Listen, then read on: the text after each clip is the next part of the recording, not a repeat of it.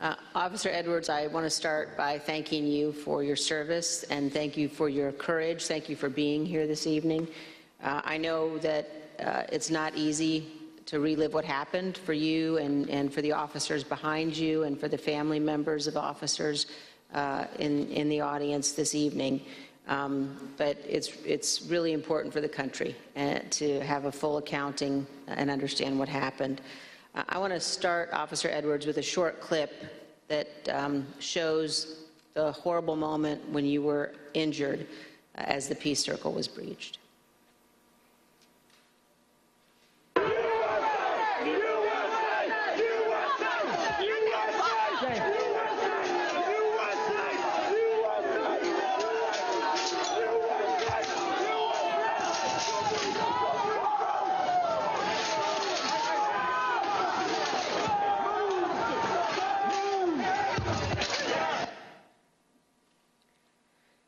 Officer Edwards, can you describe the crowd that had assembled at the Peace Circle as you and your fellow officers stood behind and guarded the bike racks at the Peace Circle? Yes, so there were about, I want to say about 5 of us on that line. And there was our bike rack, and then at the bottom of the Pennsylvania Avenue walkway, or right by Peace Circle, there was another bike rack. And so the crowd had kind of gathered there.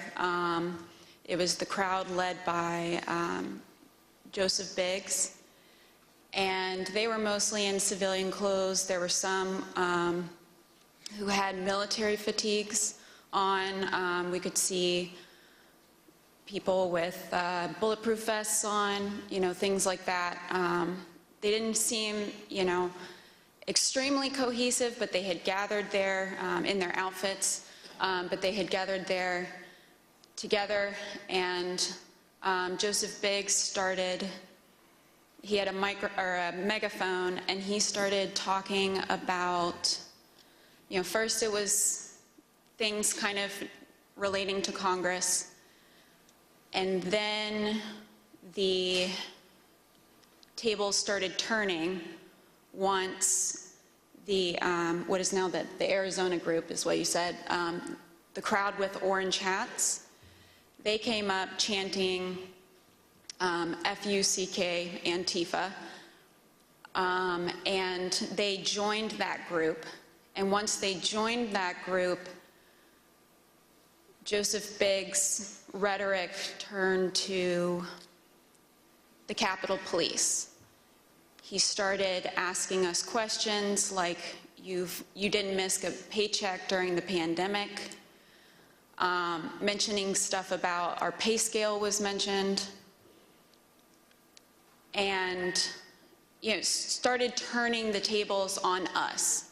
And I've worked, I can conservatively say probably hundreds of civil disturbance events. I know when I'm being turned into a villain, and that's when I turned to my sergeant and I stated the understatement of the century. I said, Sarge, I think we're going to need a few more people down here. And so after that, I think they started conferring. They went a little silent. They started conferring among each other. I saw the person now identified as Ryan Samsel. He put his arm around Joseph Biggs, and they were talking, and then they started approaching the first barricade. They ripped the first barricade down, and they approached our bike racks. At that time, we started holding on, grabbing the bike racks. There weren't many of us, so I grabbed the middle between 2 different bike racks, and I wasn't under any pretense that I could hold it for very long, but I just wanted to make sure that we could get more people down and get our CDU units time to answer the call. So we started grappling over the bike racks. I felt the bike rack come on top of my head, and I was pushed backwards, and my foot caught the stair behind me, and my chin hit the handrail, and then at that point I had blacked out, but the back of my head clipped the concrete stairs behind me. And you were knocked unconscious, is that right, Officer Edwards? Yes, ma'am. But then when you regained consciousness, even with the injuries, you returned to duty, is that right? Yes, ma'am. At that time, adrenaline kicked in. I ran towards the west front, and I tried to hold the line at the Senate steps at the lower west terrace. More people kept coming at us. It just seemed like, more and more people started, coming onto the west front. They started overpowering us. And that was right about when MPD's officers showed up. Their bike officers pushed the crowd back and allowed our CDU units as well as theirs to form that line that you see, that very thin line between us and the protesters or the rioters, at that time. I fell behind that line, and for a while I started decontaminating people who had gotten sprayed and treating people medically who needed it. And then you were injured again there on the West Terrace, is that right, Officer Edwards? Yes, ma'am. So after a while, I got back on the line. It was on the house side of the lower West Terrace, and I was holding that line for a while. There weren't many of us over there, and Officer Sicknick was behind me for most of the time, for about 30 to 45 minutes that I was down there. We were just, as the best we could, we were just, grappling over bike racks and trying to hold them as quick as possible. All of a sudden, I see movement to the left of me, and I turned, and it was Officer Sicknick with his head in his hands, and he was ghostly pale, which I figured at that point that he had been sprayed, and I was concerned. My cop alarm bells went off, because if you get sprayed with pepper spray, you're going to turn red. He turned just about as pale as this sheet of paper. And so I looked back to see what had hit him, what had happened, and that's when I got sprayed in the eyes as well. I was taken to be decontaminated by another officer, but we didn't get the chance because we were then tear gassed. And we are going to play just a brief clip of that moment that you've just described, Officer Edwards.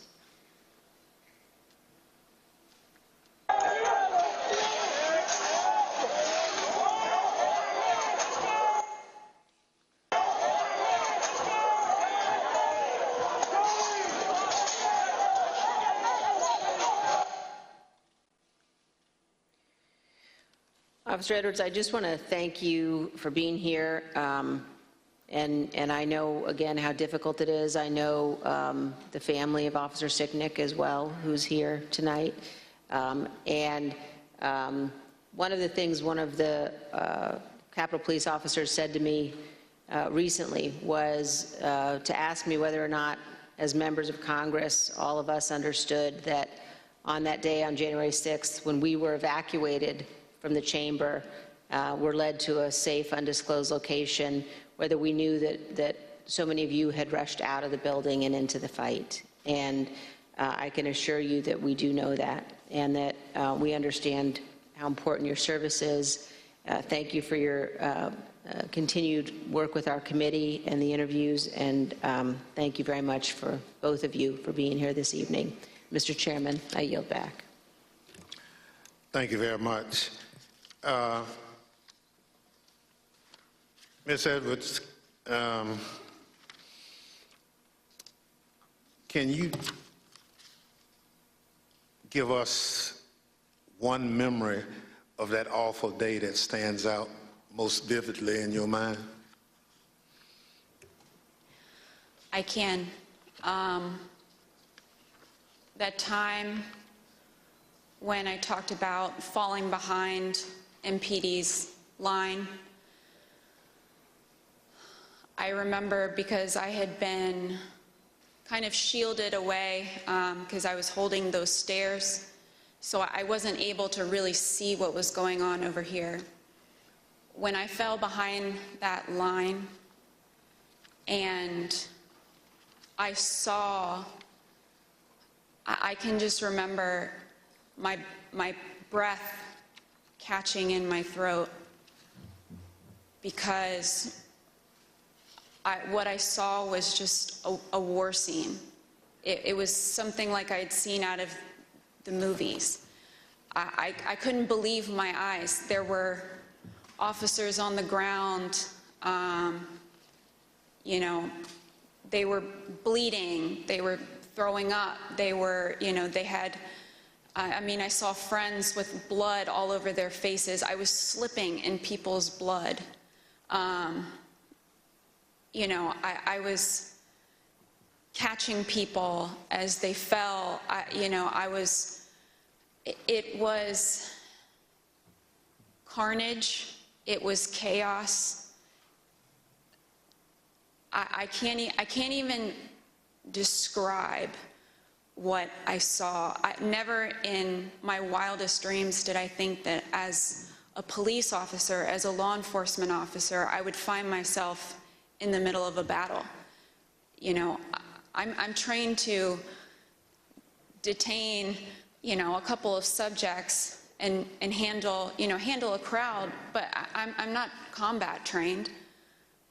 And that day, it was just hours of hand-to-hand combat, hours of dealing with things that were way beyond any law enforcement officer has ever trained for. And I just remember that moment of stepping behind the line and just seeing the absolute war zone that the West Front had become.